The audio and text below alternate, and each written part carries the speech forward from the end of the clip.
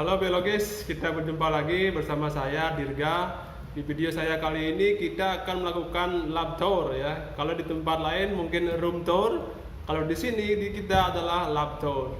Nah, apa yang akan kita bahas hari ini? Saya ingin memperkenalkan nama alat-alat lab beserta fungsinya yang sering digunakan baik itu di sekolah maupun di perguruan tinggi.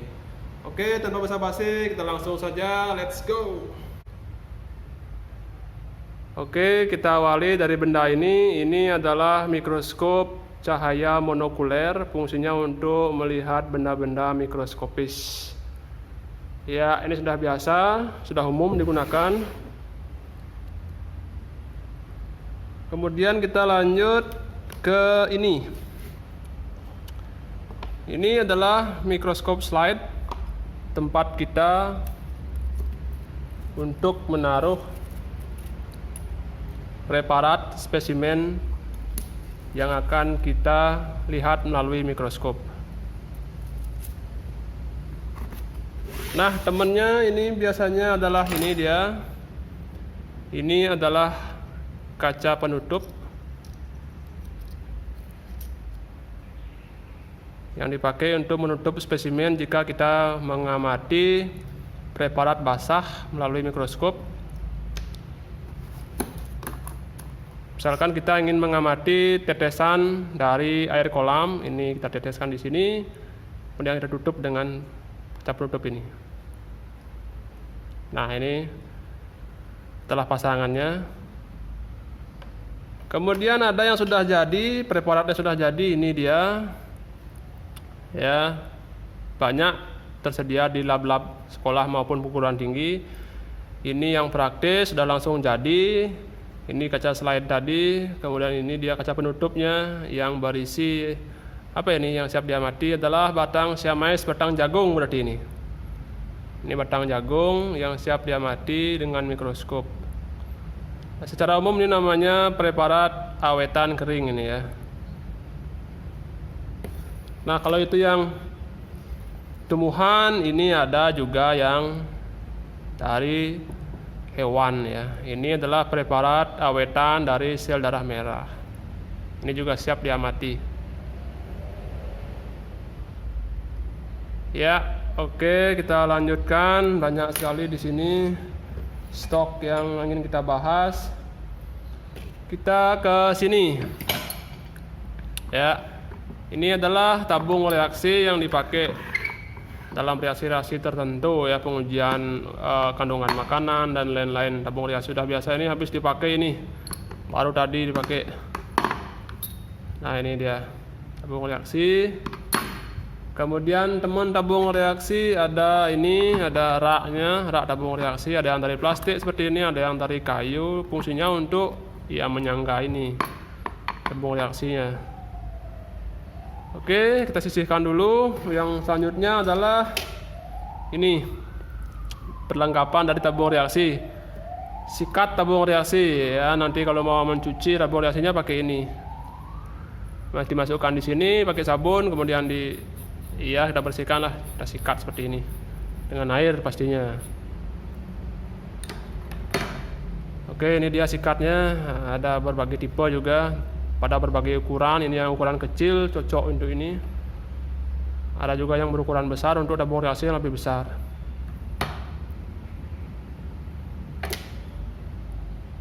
Oke, yang berikutnya ini lagi temannya tabung reaksi ya. Ini adalah penjepit tabung reaksi. Ini dia nih fungsinya nih. Ya, jepit di sini. Kok ada penjepitnya? Kemungkinan misalkan reaksi percobaan yang perlu membakar dari larutan atau zat yang taruh di tabung ini, sehingga ini kita pakai. Ya, misalkan kalau ingin dibakar-bakar ya ini dipakai. Ya, ini dia penjepitnya. Ada berbagai tipe, ada yang dari kayu, kebetulan ini yang dari logam ini penjepitnya. Sekarang yang mana lagi? Yang kita kesini yang kecil-kecil dulu. Ini adalah alat pelubang gabus ya, pelubang gabus berbagai skala ini dari yang terbesar sampai yang terkecil ya. Contohnya ini ya, ini adalah gabus karet ya yang sudah dilobangi nih ya. Nah, dalam percobaan-percobaan kimia, biologi biasanya kita memerlukan penutup gabus yang ada lubangnya, yang biasanya misalkan dipakai untuk tempat termometer dan lain-lain ya. Nah, sekalian ini juga disebut dengan penyumbat ya, penyumbat gabus.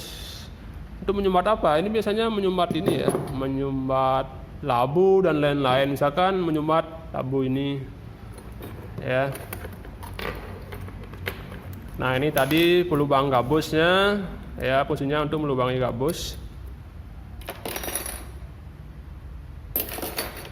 Kemudian ini berhubung diambil ya benda ini tadi sudah, ini penyumbat gabus, menyumbat seperti ini ya dalam reaksi-reaksi tertentu.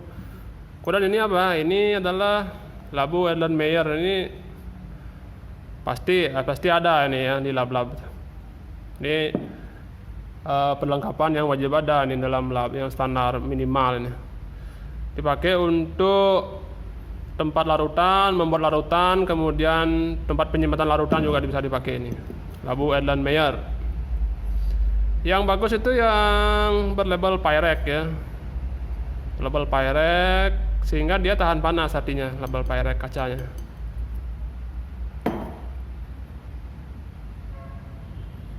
Oke, kita lanjutkan. Tebennya labu Erlenmeyer adalah ini dia. Ini juga pasti ada ini. Ini adalah gelas ukur, bukan ya? Ini gelas kimia. Ya, ini gelas kimia, gelas beker. Ini dia ada label Pyrex-nya, berarti dia tahan panas. Bisa dibakar dengan larutan di dalamnya dengan cairannya. Nah, ini. Ada skalanya di sini. Kalau yang di sini adalah 200 ml.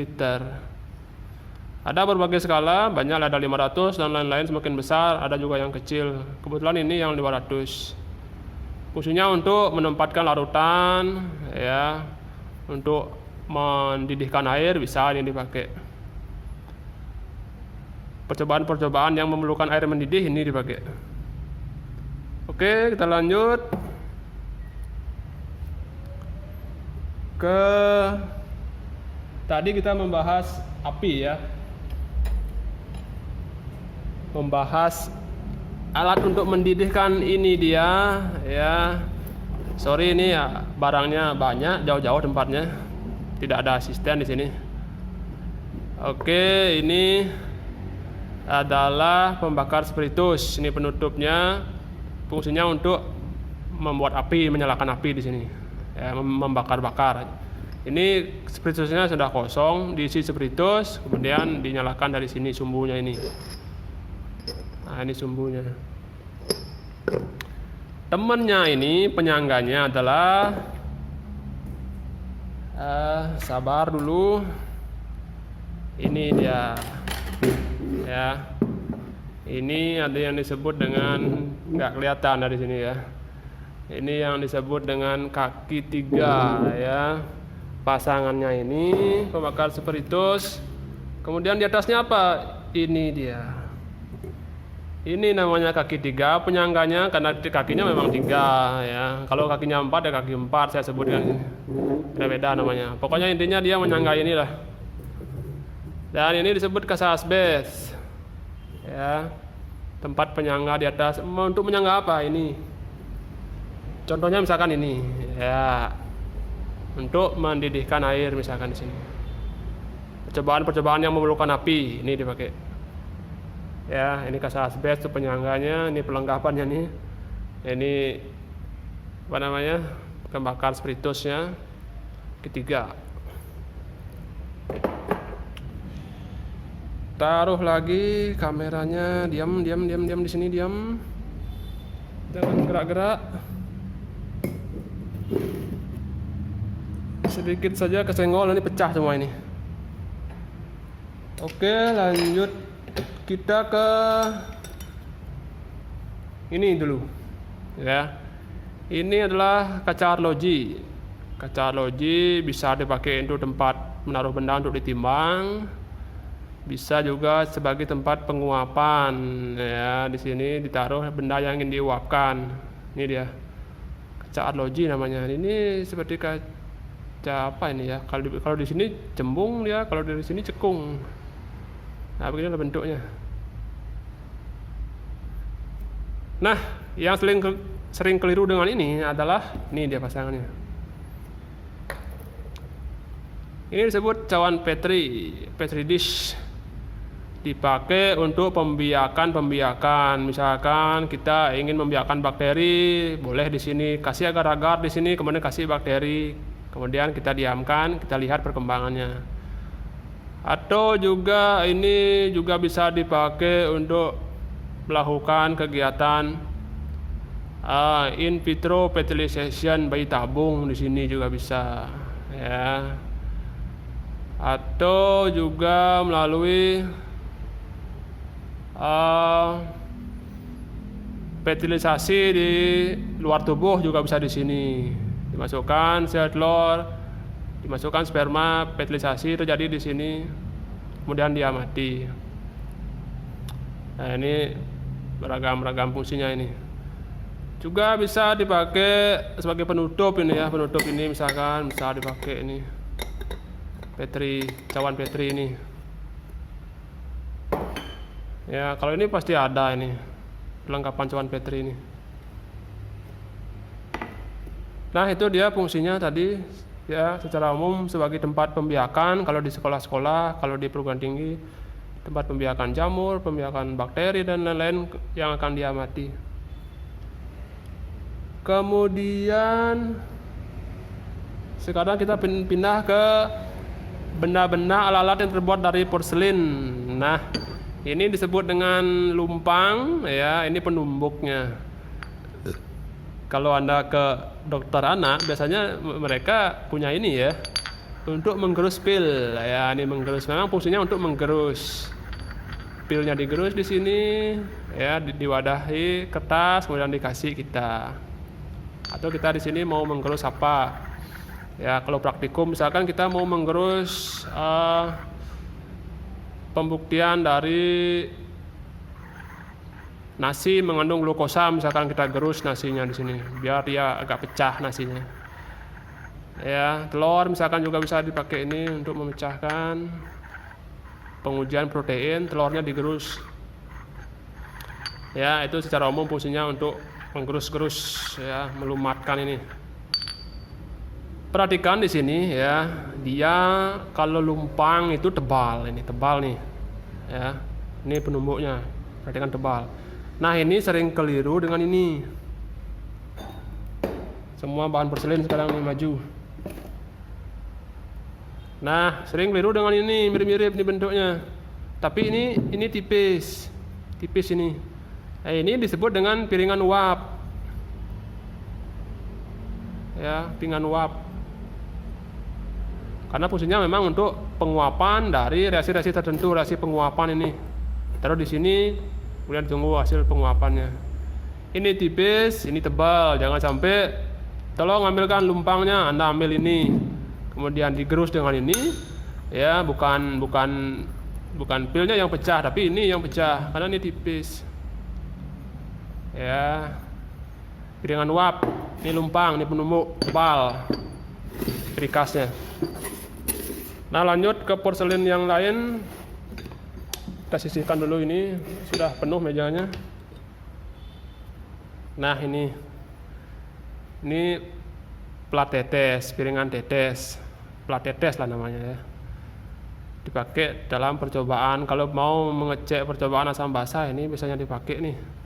Ya, ditaruh beberapa zat di sini, ya, yang akan diuji asam basanya, kemudian ditaruh ke kertas lakmus, ya, apakah warnanya bagaimana. Kalau dia mau merah berarti dia asam, kalau dia semakin membiru berarti dia basa. Ya, ini dia. Ya, ini hampir mirip dari benda-benda pelukis ini ya, bisa dipakai tempat tinta di sini. Ya, atau main congklang bisa dipakai ini. Oke, kalau di lab ini dipakai ya untuk seperti tadi yang saya katakan, piringan tetes, plat tetes, meneteskan larutan yang akan diuji. Nanti benar dipakai main congklang nanti ini. Oke, saya lanjut ke ya, ini dia sekarang corong-corongan ya, keluarganya corong. Ini dia corong ya. Fungsinya apa ya? Dipakai untuk mempermudah memasukkan larutan ya. Ini corong mewah ini kalau dipakai untuk memasukkan minyak, ini terlalu mewah nih corongnya. Ya, ini temennya. Kurang tinggi ini kameranya nih. Nah, ini dia corong, masukkan di sini. Saya lupa di sini ada kertas saring seharusnya ya, kertas saring di sini tempatnya kertas saring ya, dipakai untuk menyaring misalkan di sini. Temennya ini corong kertas saring dan ini. Ya. Kita sisihkan lagi corong pertama. Kemudian ini corong leher panjang ya, beda lagi nih corongnya nih. Dipakai dalam percobaan karbon dioksida biasanya ini ya. Nanti saya buatkan videonya bagaimana cara pakai ini, tapi sekarang hanya nama dan fungsinya aja. Corong leher panjang berfungsi dalam praktek karbon dioksida. Oke, corong kedua, corong terakhir ya, yang ada di sini ya, masih banyak corong-corong sebenarnya. Ini adalah corong pemisah. Ya, jadi di sini masukkan larutan, di sini dia diam, di sini ada kerannya. Nah, ini bisa diputar-putar keran ini. Ya. Corong pemisah, kemudian seberapa kita mau pisahkan, dia akan turun larutan di sini. Di sini. Nah, ini dia corong pemisah.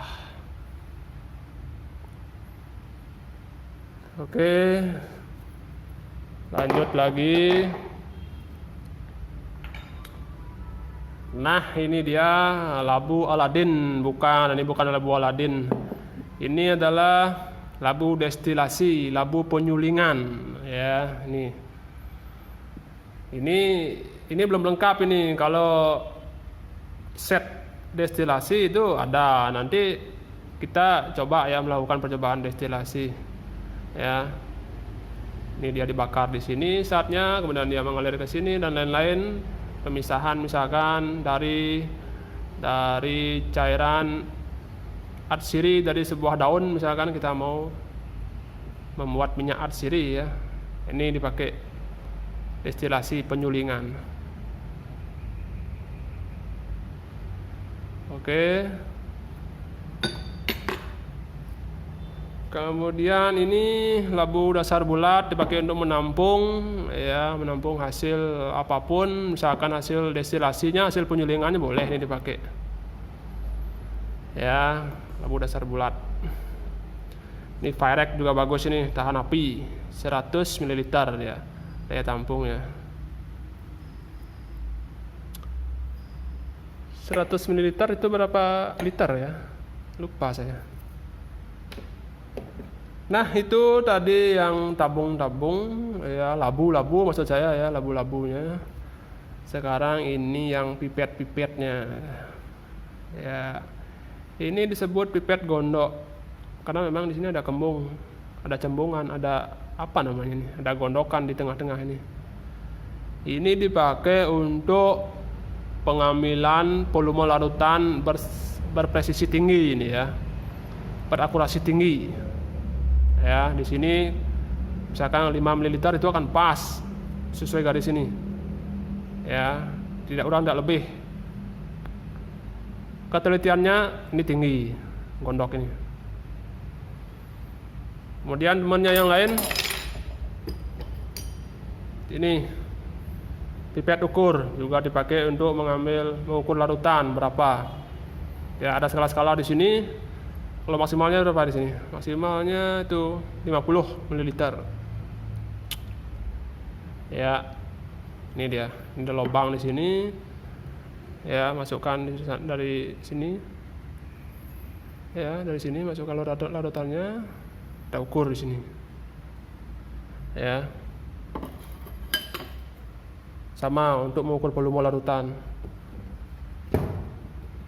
Kemudian ini panjang nih ya, susah nih melihatnya. Ya. Ini yang disebut buret. Ya, ini dia. Nah, ini. Ya, agak panjang. Ini ada keran di bawahnya ini ya. Ini di sini ada keran, bisa diputar-putar. Dipakai dalam percobaan titrasi ya. Atau melakukan titrasi pemisahan larutan. Ini bar apa namanya? Berpresisi tinggi. Ini dia. Panjang begini. Ya, ini kerannya, sorry. Panjangan alatnya. Oke, kita taruh dulu. Ini dia. Ini berapa? 50 lagi, 50 ml ya. Maksimalnya. Percobaan titrasi pemisahan. Kalau teman-teman di kimia tahu ini. Oke, itu dia pipet-pipetnya. Oh iya, ini temannya pipet, mana di pipet saya itu? Pipetnya.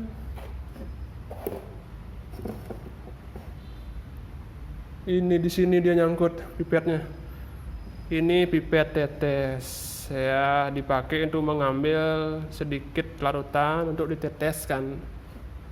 Larutan ini misalkan diambil, cara ngambilnya sebelum masuk pencet dulu, masukkan, lepas, larutan naik, ambil. Kalau mau masukkan lagi pencet. Kalau mau mengambil ya pencet dulu, masukkan, lepaskan pencetannya, ambil. Kalau mau menaruh tinggal pencet aja. Nah, itu fungsinya ini. Ini terbuat dari karet di sini. Ini pipa kaca. Ya, sehingga kalau mau meneteskan, misalkan tadi kita mau meneteskan air kolam di sini. Nah, ini dipakai. Pencet sedikit saja sehingga air kolamnya jatuh di sini satu tetes saja. Setelah itu tutup dan kaca penutup, siap dia mati. Nah, itulah fungsinya ini. Mengambil larut cairan untuk ditetesi. Ya. Pipet tetes.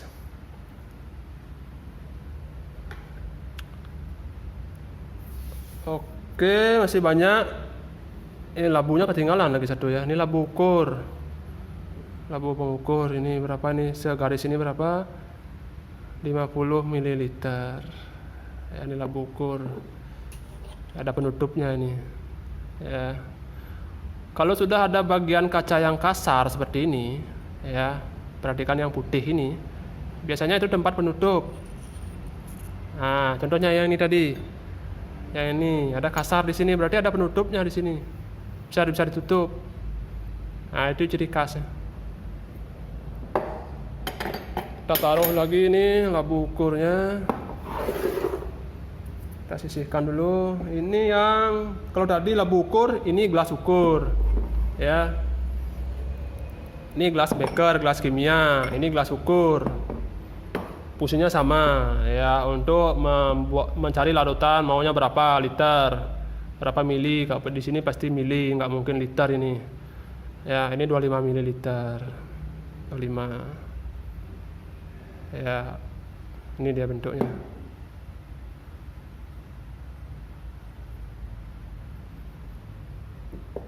Gelas ukur. Kemudian ini dia. Ini spatula kaca, spatula pengaduk. Ya, mau mengaduk larutan, misalkan di sini ini pakai pengaduk. Ya, spatula. Sama seperti sendok pengaduk di kafe-kafe ya. Kedai-kedai. Oke, ini dia. Kita sisihkan dulu pakai pengaduk. Kemudian ini sudah mulai sedikit alatnya. Ini sudah saya buatkan videonya. Ini adalah pH meter digital. Sudah saya buatkan videonya ini. Silahkan cek di playlist saya yang berjudul Teknik Lab ya. Ada ini. pH meter itu fungsinya untuk mengukur pH, mengukur derajat keasaman ya. Apakah dia asam, lautan itu apakah dia basa. Kemudian ini adalah termometer digital sekaligus hygrometer digital. Termometer digital untuk mengukur suhu, hygrometer digital untuk mengukur kelembaban. Ini 2 in 1 ya, 2 in 1 ini. Sudah juga saya buatkan videonya ini di playlist Teknik Lab, semua ada. Nah, kalau yang ini disebut dengan barometer. Fungsinya untuk mengukur tekanan udara ya. Sudah pernah saya buatkan videonya bagaimana cara menggunakan benda ini. Sama juga linknya ada di playlist Teknik Lab ya. Silahkan search aja di sana bagi yang belum nonton. Oke, ini juga bisa dipakai prediksi cuaca ya. Ya, apakah dia hujan, apakah dia berawan ataukah terik. Ya, kita lanjutkan kembali. Ini pasti ada nih. Ini seharusnya ditempel di dinding ruangan karena ini adalah termometer ruangan untuk mengukur suhu. Ya, perhatikan warna merah di sana. Ya, berapa derajat Celcius? Kira-kira itu adalah 32 derajat Celcius suhu di sini ya. Yang di sini. Ini 32, kalau yang di samping sini adalah suhunya Fahrenheit. Kalau ini yang Celcius. Yang kita umum aja Celcius. Di sini suhunya 32-an ya, derajat Celcius di ruangan ini. Ya.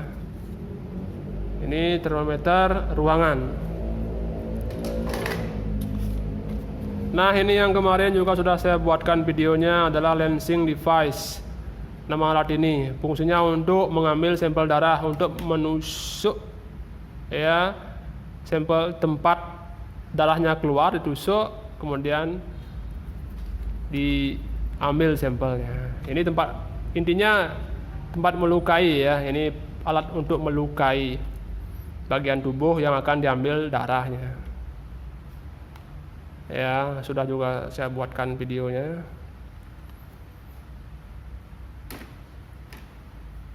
Kemudian benda ini ya disebut dengan anemometer digital untuk mengukur kecepatan angin. Sudah juga pernah saya buatkan videonya. Ini dia. Ini layarnya, ini baling-balingnya, di sini tombol-tombol pengaturnya. Oke, lanjut. Ini apa ini? Ya, ini adalah soil tester. Ini belum pernah saya buatkan videonya. Nanti saya buatkan videonya. Soil tester untuk mengukur, di sini sudah kelihatan, untuk mengukur pH dan moisture. Berarti pH dan kelembaban tanah. Ya, ini tempat ditancapkan di tanah, kemudian dilihat di sini. Ya, ini soil testernya. Ini peradi sayur wajib punya ini. Kemudian ini pengembangannya, ya, ini saudaranya sama, juga soil tester, tapi ini ada plusnya. Ya, plusnya ada sensor cahaya. Ya, 3 in 1, ada moist mengukur kelembaban tanah. Ada cahaya, ada pH. Sudah juga pernah saya buatkan videonya bagaimana cara menggunakan alat ini. Ya, sama linknya di playlist Teknik Lab. Ya, ini 2 logamnya. Ini yang ditancapkan di tanah, logam ini tancap ke tanah 75% sampai di sini menancap. Baru dibaca di sini. Ya, soil tester. Kelembaban tanah, cahaya dan pH tanah. Nah, ini juga kerabat-kerabatnya sudah pernah juga saya buatkan tutorial penggunaannya. Masih ingat nama alat ini? Ya, ini adalah digital lux meter.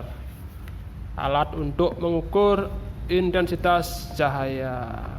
Ini baterainya sengaja dilepas ya, agar tidak basah di sini, tidak meleleh dia karena kelamaan tidak dipakai. Oke, ini dia bentuknya. Ini jangan lupa ini ada penutup ya. Kalau nggak dibuka tutupnya ini nggak bisa dibuka, nggak bisa dipakai dia. Ya, ini wajib dibuka baru dipakai. Kalau nggak dipakai, tutup lagi. Ya, buka tutup aja ini ya.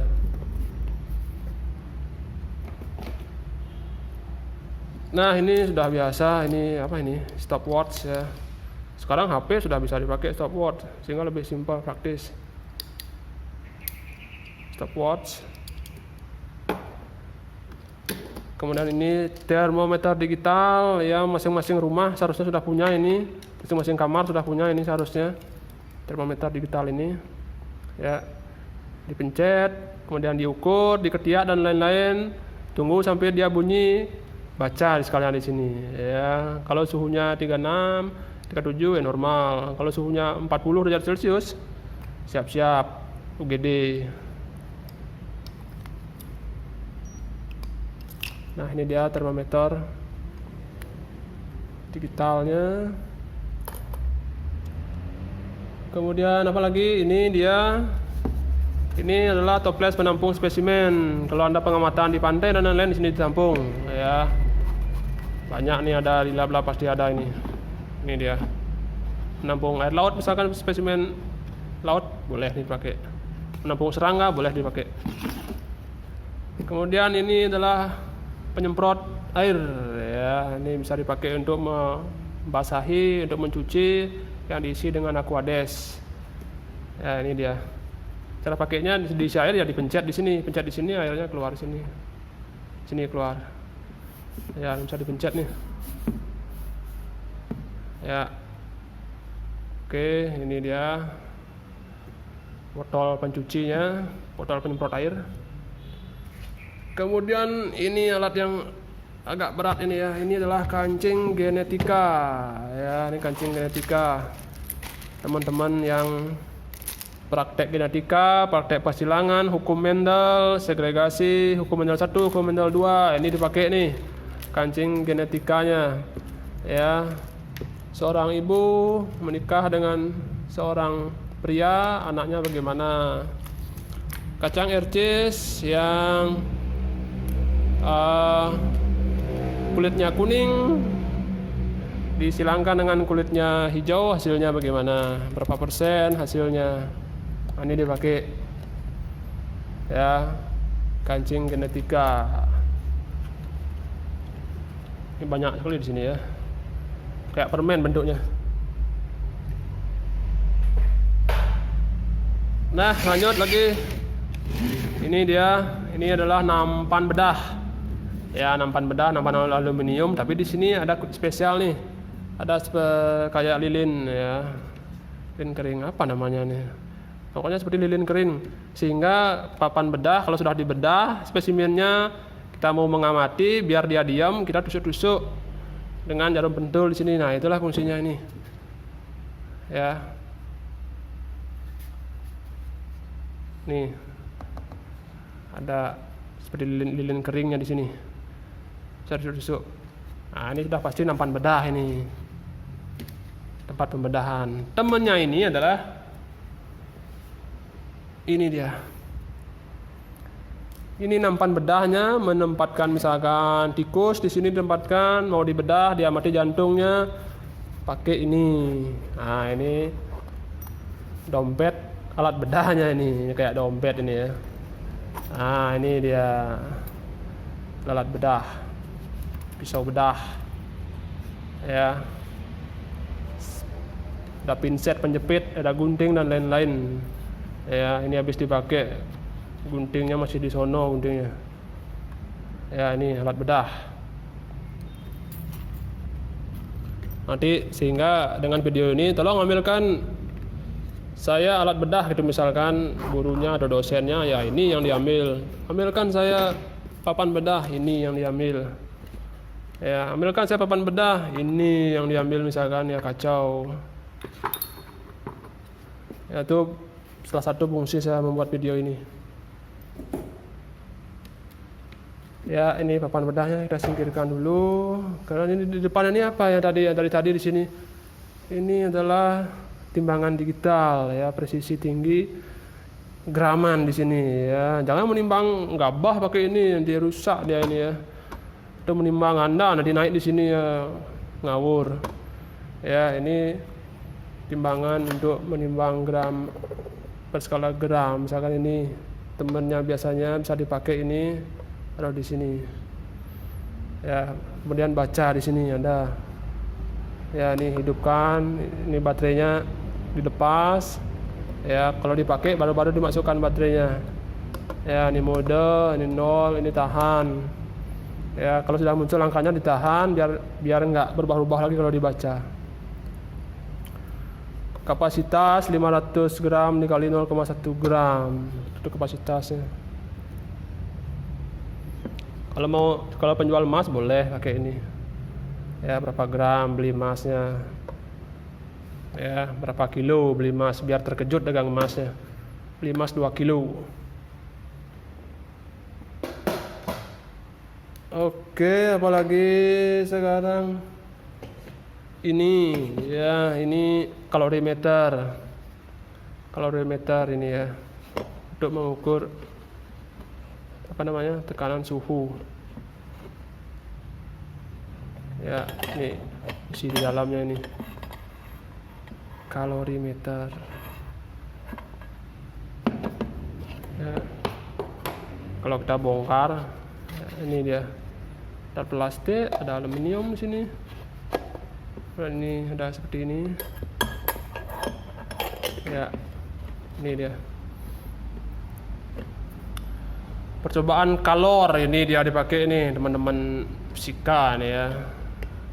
Teman fisika, teman kimia, teman biologi juga boleh ya. Ini umum ini. Enggak mesti teman-teman fisika aja yang pakai. Kita juga bisa pakai. Nah, kalau yang ini ya, ini yang disebut dengan respirometer ya, untuk mengukur laju respirasi dari organisme. Oke, nanti saya belum pernah buat videonya ini ya. Nanti saya buatkan videonya. Ini bisa dilepas, kita masukkan hewan yang ingin diuji laju respirasinya, misalkan belalang, masukkan di sini. Ya. Kemudian kita tutup seperti ini. Di pipet ini kita masukkan cairan tertentu untuk mengukur berapa laju respirasinya. Ya, intinya dia dipakai untuk percobaan respirasi. Respirometer nama alatnya. Ya, ini dia. Oke. Ini lagi yang ada di sini yang ketemu. Ini adalah alat uji elektrolisis ya. Kalau berkaitan dengan kelistrikan ini dia dipakai. Misalkan air aki, misalkan apakah dia mengandung listrik. Atau misalkan air jeruk, apakah dia mengandung listrik. Di sini dia taruh indikatornya ini. Ada saklar di sini. Ini lampunya ya, nanti saya buatkan videonya. Ini saya belum juga pernah buatkan videonya. Sekarang fokus ke namanya aja dulu, beserta fungsinya. Ya, ini yang skala kecil, ini yang kecil ini ya, yang simpel, alat uji elektrolisis kelistrikan ini. Ini yang temannya yang lain berkaitan dengan listrik juga ini. Ini perlu diangkat nih kameranya nih. Besar nih. Nah, ini sudah ada namanya, alat uji elektrolit ya. Ini ada bohlam lampu ya. Saya sudah semakin jarang melihat bola lampu yang seperti ini. Sekarang LED aja semua. Nah, ini logam yang akan dipakai untuk dicelup-celupkan.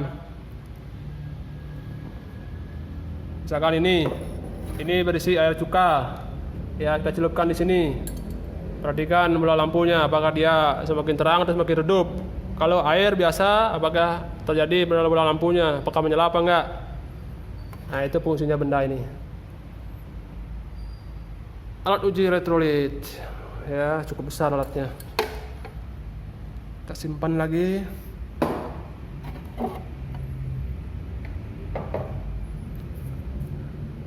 Kemudian ini ya disebut dengan statif penjepit. Ini dia. Wih, tinggi kali ini. Dipakai pada saat percobaan yang menggunakan pipet-pipet seperti ini. Ya, ini dipakai jepit di sini.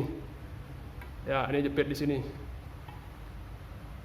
Ya, penjepit kalau pengukuran atau perakitan dari destilasi penyulingan dipakai statif ini. Ya, karena ada pipet-pipet yang perlu dijepit, ini dia pakai statif penjepit. Ambilkan saya statifnya, ini diambil. Ya, sudah tahu sekarang. Kemudian ini. Ya. Ini adalah neraca Ohaus 4 lengan. Neraca ini. Ya. Ukurannya ya gram-gram lagi ini. Sehingga ada tulisan begini di sini. Dipakai untuk pendidikan, dilarang untuk berdagang. Ya, menimbang daging di sini beberapa kilo ya nggak bisa. Ini gram-gram aja ukurannya. Ya, ini timbangannya untuk mengukur. Ya, jadi bendanya taruh di sini. Kemudian kita geser-geser di skala-skala ini. Ya, lihat di tengah-tengahnya, tengah-tengah di sini. Ya, berapa gram misalkan. Nah, ini kesetimbangannya nih. Ya, berapa gram dia. Kalau ini kurang turun ya pakai yang lebih besar lagi. Ya, kalau ini juga masih naik begini pakai yang lebih besar. Ya. Nah, itu. Neraca 4 lengan, neraca Ohaus.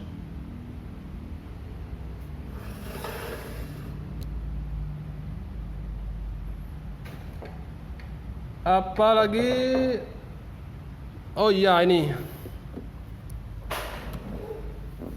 Ya, kita turun sekarang. Ini benda-benda lalat sudah kita review tadi ya. Namanya, bukan review ya. Kita lihat namanya aja. Namanya beserta fungsinya. Kita lanjutkan ke sini. Ya, ini teman-teman biologi. Ini model mata.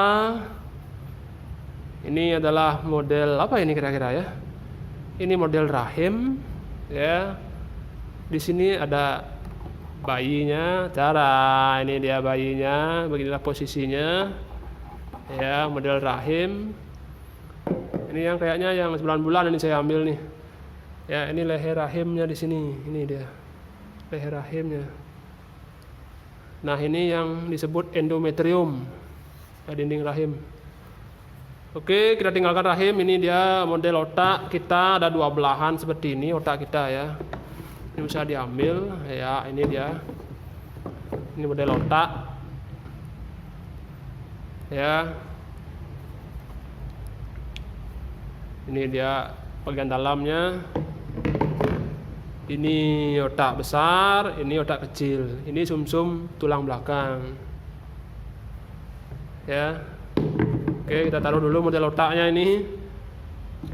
Kemudian ini apa ini? Anda bisa bantu saya? Iya, betul, ini adalah model ginjal. Ini yang disebut ginjal adrenal ya.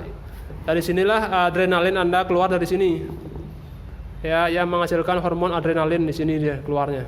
Di atas dari ginjal ini. Ya, ini ginjalnya. Kemudian ini apa namanya ini? Ini adalah ureter ya. Ini akan menuju ke kantong kencing ini. Ya, ureter ini. Membawa kencing dari sini menuju ke kantong kencing, dibawa oleh ini ureter. Ini model jantung. Model jantung ini bisa dibuka.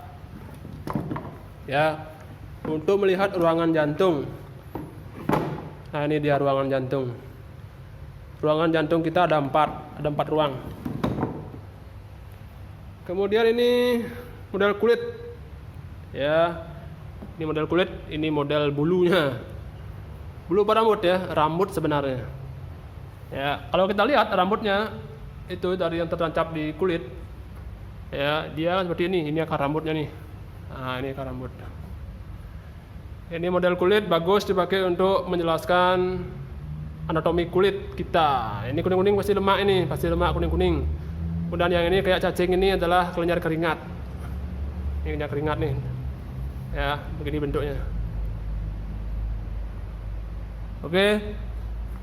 Yang berikutnya ini adalah model telinga. Sudah kelihatan di sini model telinga. Gelap di sini ya. Pindah dulu.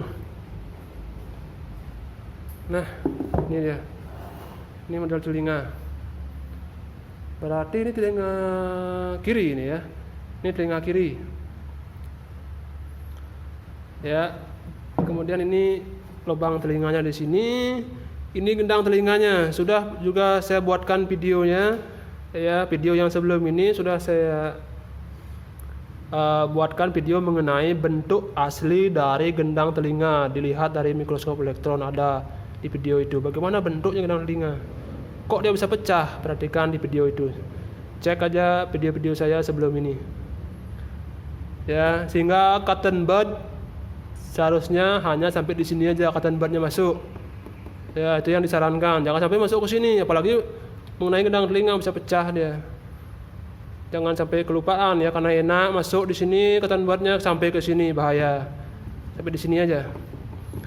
Karena telinga itu sudah punya sistem khusus dia pembersihan sendiri pada saat kita habis keramas, habis mandi. Ya, dia sudah khusus. Cotton bud sampai di sini aja, sudah bagus. Jangan sampai terlalu ke tengah. Nah, ini model telinga nih ya. Kemudian ini apa lagi ini? Ini kalau sudah melihat tangga berpelintir pasti dia adalah model DNA. DNA ya. Kita sering mendengar tes DNA. Bentuknya ya begini. Seperti tangga terpelintir begini. Nah, ini terpelintir begini. Ya, ini modelnya aja. Kemudian ini yang disebut dengan torso. Ya, model anatomi dari tubuh. Ya, ini dia. Ini kira-kira torso pria apa wanita ini ya? Ya, yang mau bantu jawab silahkan komen di kolom komentar di bawah. Ya. Ini bisa dibuka. Isinya nah, seperti ini, paru-paru, jantung lengkap di sini. Torsonya nih, hati, usus. Apalagi di sini ada. Ini adalah model bunga salak. Ini bunga salak. Ini yang bunga betina, itu yang bunga jantan. Salak ada 2 jenis kelamin dia ya. Ada salak betina, ada salak jantan. Salak betina itu yang ada buah salaknya. Ya, oleh karena itu kalau nanam salak cuma betinanya aja ditanam atau jantannya aja nggak mungkin akan menghasilkan buah. Mereka harus berdampingan sehingga bisa saling membuahi dan menghasilkan salak ini ya. Ini ada 2 tipe bunga salak. Kemudian ini model paru, ini model paru. Ini paru-paru kita seperti ini. Kalau yang ini model lidah. Ditambah dengan gigi geraham bawah ini. Ya, gigi rahang bawah lidahnya.